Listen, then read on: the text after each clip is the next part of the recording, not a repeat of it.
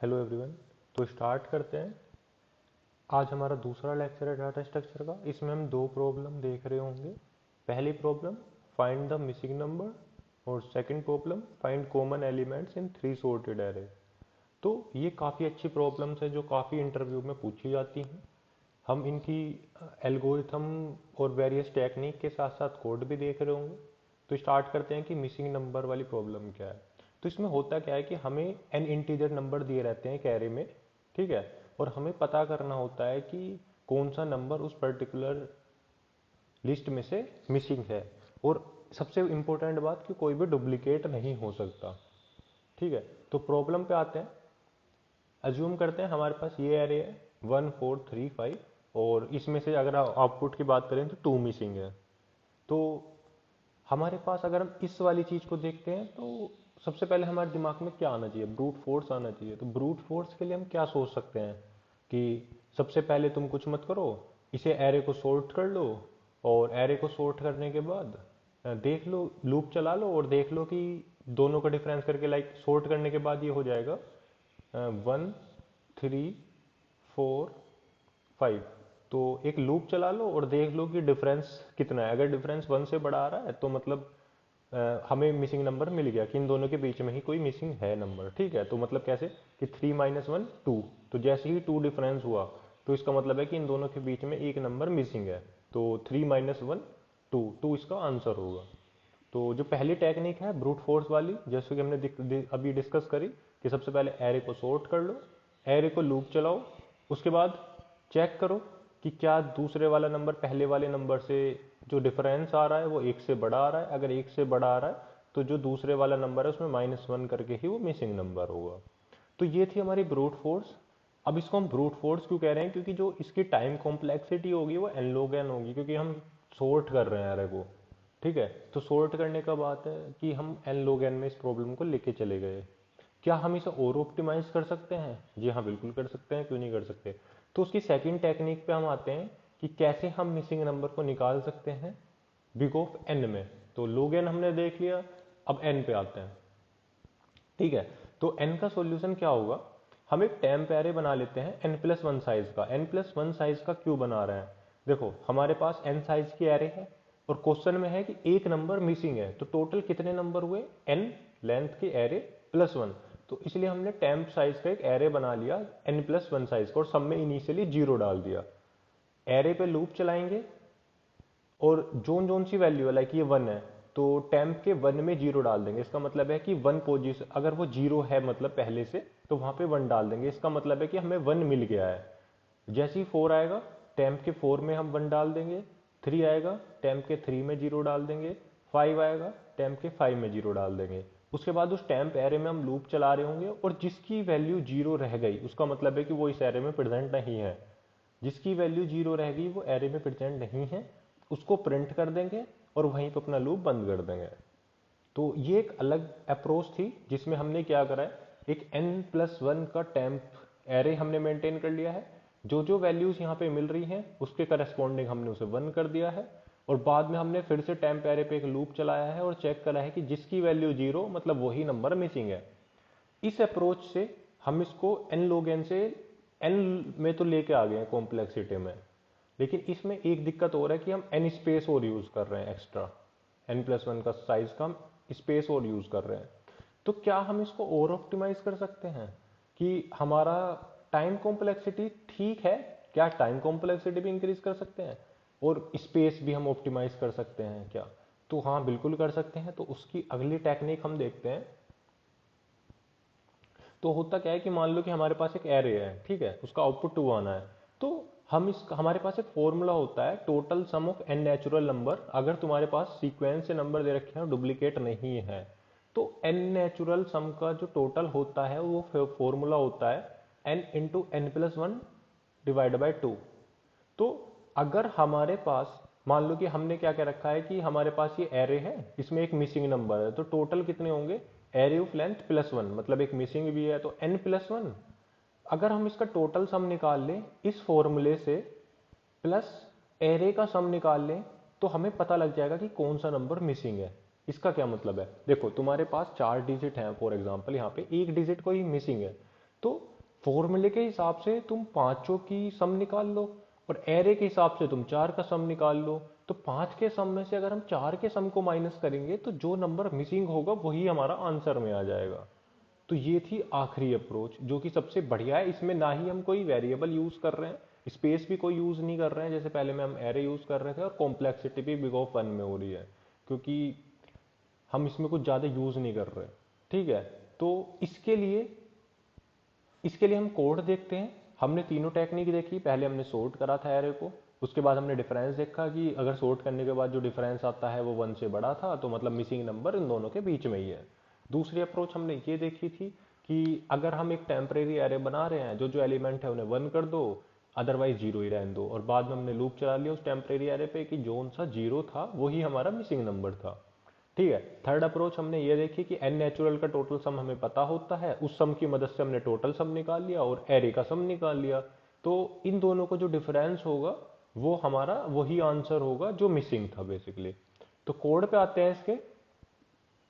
ठीक है, तो कोड में ज्यादा कुछ नहीं था। मान लो कि हमने एक एरे ले ली, ठीक है, इस एरे में हमारे पास 1 2 भी है, 3 भी है, 4 भी है, 5 मिसिंग है। ठीक है, तो हमने क्या करा, लेंथ निकाल ली एरे की, और उसके बाद हमने एक फंक्शन बनाया, उस फंक्शन को एरे और number of length of array हमने पास कर दिया। ठीक है, तो इस फंक्शन से हमने सबसे पहले क्या करा, टोटल सम निकाला। तो हमारे पास फॉर्मूला था n+n+1/2। अब यहाँ पे हमने n में +1 इसलिए कराया क्योंकि जो हमारे पास लेंथ है एरे की, इसमें से एक नंबर मिसिंग है, तो उस नंबर को भी हम ऐड कर लेते हैं ताकि टोटल सम हमें पता लग सके। तो इसलिए हमने उस फॉर्मूले में n को n+1 से रिप्लेस कर दिया। ठीक है, और दूसरा हमने एरे का सम निकाल लिया। तो ये सम फंक्शन होता है डायरेक्ट पाइथन में। हमारा इस वीडियो का मोटिव ये नहीं है कि हम किसी एक पर्टिकुलर लैंग्वेज में कोड कर रहे हैं, ये कोड आप किसी भी लैंग्वेज में कर सकते हैं। इस सीरीज का हमारा मेन फोकस होगा कि सिर्फ हम कंसेप्ट पे, टेक्निक पे ध्यान दे रहे होंगे। कोड आप किसी भी लैंग्वेज में कर सकते हैं। फिर हमने क्या करा, मिसिंग नंबर ढूंढने के लिए जो टोटल सम था प्लस एरे का सम था, उन दोनों का डिफरेंस ले लिया और वही हमारा मिसिंग नंबर था। तो इस कोड को एक बार रन करते हैं और देखते हैं। तो यहां पे हमारे पास मिसिंग नंबर आ गया 5, जो कि आना भी चाहिए था। ठीक है, वहीं पे अगर हम ये करते हैं कि 8 की जगह हम 5 कर देते हैं। ठीक है, अब चेक करते हैं कि कैसे आता है। तो यहां पे मिसिंग नंबर 8 आ गया। ठीक है, तो total sum minus array of sum, वही हमारा मिसिंग नंबर होगा। तो आई होप ये प्रॉब्लम आपको समझ में आ गई होगी। नेक्स्ट प्रॉब्लम पे चलते हैं। ये प्रॉब्लम आपने देखी होगी कॉमनली। होता क्या है कि ये प्रॉब्लम थोड़ी सी बिगिनिंग लेवल की आती है कि कॉमन एलिमेंट निकाल लो दो सॉर्टेड एरे पे। तो हमने एक एडवांस वर्जन लिया है उसका, क्योंकि अगर तुम एडवांस वर्जन कर लोगे तो ऑब्वियसली बात है तुम दो सॉर्टेड एरे के साथ तो कर ही लोगे। तो इस सीरीज में हमने वो क्वेश्चन चुने हैं पैटर्न वाइज कि अगर आप एक पैटर्न के क्वेश्चन कर लेते हो तो उससे रिलेटेड आप मल्टीपल पैटर्न के क्वेश्चन ऑटोमेटिकली कर सकते हो। ठीक है, तो हमें कॉमन एलिमेंट्स निकालने हैं जो कि 3 सॉर्टेड एरे में दिए हुए हैं, और सॉर्टेड एरे वो नॉन डिसेंडिंग यानी कि असेंडिंग ऑर्डर में तुम्हें प्रोवाइडेड है। ठीक है, एग्जाम्पल से देखते हैं। मान लो कि ये हमारी पहली एरे है, ये दूसरी एरे है और ये तीसरी एरे है। इन तीनों में से जो जो कॉमन एलिमेंट है, जैसे 1 इन तीनों में कॉमन है, प्लस अगर आप 7 देखेंगे तो 7 इन दोनों तीनों में कॉमन है, तो जो आउटपुट आएगा वो 1 और 7 आएगा। जो एलिमेंट तीनों एरे में प्रेजेंट है वही हमारा आउटपुट होगा। तो इसके लिए हम कर क्या सकते हैं, ओबीसी बात है सॉर्टेड है। ठीक है, तो हम ये कर सकते हैं कि हम एक x ले लें वेरिएबल, एक y ले लें और एक z ले लें। ठीक है, चेक करेंगे कि x y z हमारे तीनों इक्वल है तो प्रिंट कर दो। ठीक है, अगर इक्वल नहीं है तो जो सबसे छोटे वाला वेरिएबल है x y z में से उसे आगे बढ़ा दो और फिर चेक करो। नहीं समझे, कोड से देखते हैं ज्यादा अच्छे से समझ में आएगा। ठीक है, तो होता क्या है कि मान लो हमने एक्स वाई जेड या आई जे के 3 वेरिएबल ले लिए हैं। ठीक है, ये मान लो आई है, ये मान लो जे है और ये मान लो के है। ठीक है, स्टार्ट करते हैं इस वाले एग्जाम्पल से। तो आई हमारा क्या है, अभी 0 है, इनिशियली तीनों 0 है, इंडेक्स है ये। ठीक है, तो ये 0 है, ये भी 0 है और ये भी 0 है। ठीक है, तो तीनों 0 हैं। उसके बाद हम चलते हैं कि क्या array of zero, array of 2 का जीरो, एरे ऑफ 3 का जीरो इक्वल है, तो मतलब हम क्या करेंगे, तीनों वेरिएबल्स को हमने इनिशियलाइज कर दिया जीरो से। उसके बाद हम जब तक लूप चलाएंगे, मतलब i less than equal to array of one, i की लेंथ से छोटा है, जे जब तक लूप चलेगा जब तक एरे ऑफ 2 की लेंथ से छोटा है, और एरे ऑफ 3 जब तक लूप चलेगा जब तक के छोटा है एरे ऑफ 3 से। ठीक है, तो हमने एक वाइल लूप चला लेते हैं जब तक कि तीनों एरे में से कोई सी भी एक एरे एंड ना हो जाए। ठीक है, ऑब्वियस सी बात है, जब सबसे छोटी होगी उसका ही पहले एंड हो रहा होगा, वहीं पे हमारा लूप स्टॉप हो रहा होगा, क्योंकि हमें तीनों के में से कुछ कुछ चाहिए। ठीक है, तो हम करेंगे क्या, आई जे के की वैल्यू की जो वैल्यू है एरे की, उन्हें कंपेयर कर रहे होंगे। अगर इक्वल है तो उनमें से कोई भी एक प्रिंट कर रहे होंगे, ऑब्वियस सी बात है, तीनों इक्वल है तो कोई सी भी प्रिंट कर दो, और आई जे के तीनों को +1 कर दो। ठीक है, अगर वैल्यू इक्वल नहीं है तो हम क्या कर रहे होंगे, जो सबसे छोटा वैल्यू है ना, जो आई जे के में से जो सबसे छोटी वैल्यू होगी उसे 1 से इंक्रीज कर रहे होंगे। ठीक है, कोड से देखते हैं कि कैसे काम करता है। ठीक है, आते हैं वापस अपने उस पे एग्जाम्पल पे। तो मान लो कि हमारा आई, एरे ऑफ आई ये 1 1 इक्वल थे, तो हमने क्या करा, आउटपुट में 1 कर दिया और इन दोनों को बढ़ा दिया, तो ये 1 हो गया, ये भी 1 हो गया, ये भी 1 हो गया। ठीक है, तो यहाँ पे 3 5 7 इक्वल नहीं है, तो हमने क्या करा, आई सबसे छोटा है, आई को आगे बढ़ा दिया, तो यहाँ पे हो गया आई 2, बाकी सब 1 1 ही रहे। ठीक है, तो बाकी सब 1 1 ही रहे। फिर हम चेक करेंगे कि क्या 5 5 7 इक्वल है, नहीं, तीनों इक्वल नहीं है, तो इसका मतलब है कि जो सबसे छोटा है, यहाँ पे सबसे स्टार्टिंग में 5 ही सबसे छोटा है, तो अगर दो इक्वल रहते हैं तो पहले वाले को ही हम इंक्रीज करते हैं, तो पहले वाले में हो गया 3। ठीक है, दूसरे वाले में 1 ही रहा, तीसरे वाले में भी 1 ही रहा। तो उसके बाद हमने चेक करा कि 7 5 7 इक्वल है, नहीं, इक्वल नहीं है, तो इसका मतलब है कि ये 2 वाला छोटा है, तो यहाँ पे 3 ही रहेगा, यहाँ पे ये 2 हो जाएगा इंडेक्स। ठीक है, और यहाँ पे ये 1 ही रहेगा। तो हम चेक करेंगे क्या 7 7 7 छोटा है, बराबर है, हाँ बराबर है, तो ये 7 प्रिंट हो गया, और एक एक इंक्रीज कर दिया इंडेक्सेस, तो ये 4 हो गया, ये 3 हो गया, और ये 2 हो गया। ठीक है, तो ये हमारा एरे एंड हो गया, एरे ऑफ 1 में 4 नहीं है इंडेक्स, तो हमारा ये अब सारे लूप बंद हो गए, तो आंसर में हमारे बस जाएंगे 1 और 7। तो इस तरीके से काम करता था। तो इसके कोड एक बार देख लेते हैं जल्दी से, कॉमन एलिमेंट का। तो होता क्या है, हमारे पास ये 3 एलिमेंट हैं। ठीक है, 3 हमारे पास एरे हैं, इन तीनों एलिमेंट को हमने क्या करा है, एक फंक्शन में पास कर दिया एज इट इज। ठीक है, आई जे के हमने 0 के इक्वल रख लिए इनिशियली। हमने एक लूप चलाया कि आई, मतलब ये वाइल लूप जब तक चलेगा जब तक या तो आई एरे ऑफ 1 की लेंथ से छोटा हो, जे एरे ऑफ लेंथ से छोटा हो, के एरे ऑफ लेंथ से, ये तीनों कंडीशन जब ट्रू होंगी जब तक हमारा ये वाइल लूप चल रहा होगा। एक भी एरे खत्म हुई वाइल लूप बंद हो जाएगा।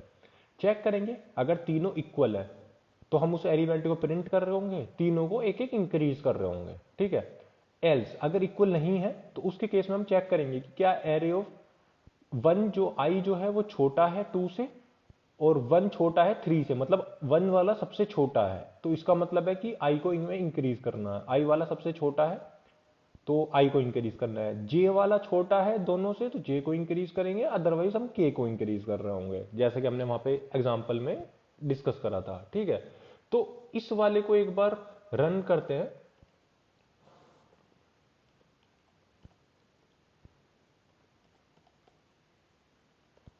ठीक है, तो इसमें जो कॉमन एलिमेंट आए वो 20 और 80 आए। ठीक है, देखते हैं कैसे।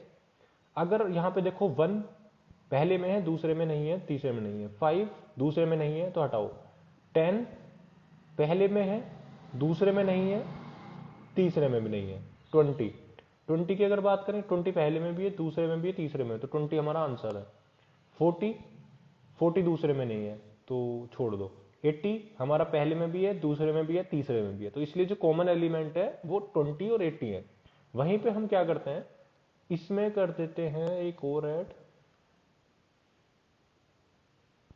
इसमें कर देते हैं हम 100 100, और यहां पे भी हम डाल देते हैं 100। सॉर्टेड एरे है, तो अब जो आएगी कॉमन एलिमेंट वो 20 और 100 आएंगी, क्योंकि 80 हमने ऊपर से रिमूव कर दिया था। तो आई होप कि तुम्हें दोनों प्रॉब्लम समझ में आई होंगी कि हम मिसिंग नंबर कैसे निकालते थे एन नेचुरल्स में और एक common elements three sorted array में। अब अगर प्रॉब्लम आती है कि दो सॉर्टेड में तुम्हें निकालना है तो तुम्हें दो के साथ ही ये लूप चलाना होगा, तो तुम इसे मॉडिफाई कर सकते हो थोड़ा कि जो एरे ऑफ आई लूप चलेगा और जे लूप चलेगा, के का उसमें कोई नहीं होगा, दोनों इक्वल है तो प्रिंट कर दो आई जे को इंक्रीज कर दो, चेक करो कि अगर आई छोटा है तो आई को इंक्रीज कर दो, अदरवाइज जे को इंक्रीज कर दो। तो ये इस तरीके से मॉडिफिकेशन हो सकता है। Thank you.